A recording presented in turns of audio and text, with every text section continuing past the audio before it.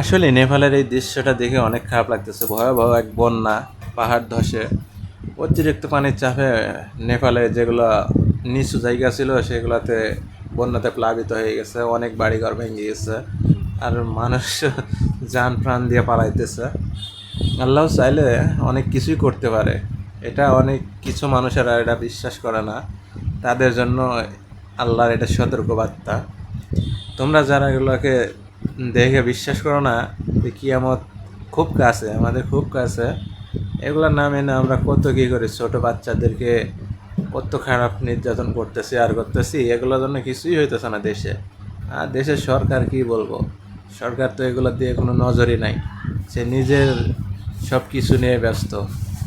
দেশে এসব হলে মানুষ বাঁচবে কী করে আর কী হবে। নেপালের মানুষদেরকে বুঝিয়ে দিল, দেখো আমি এখনও আছি, আমি আমার কোনো শরিক নাই, আমি চাইলে অনেক কিছুই করতে পারি, অনেক কিছুই আবার নাও করতে পারি।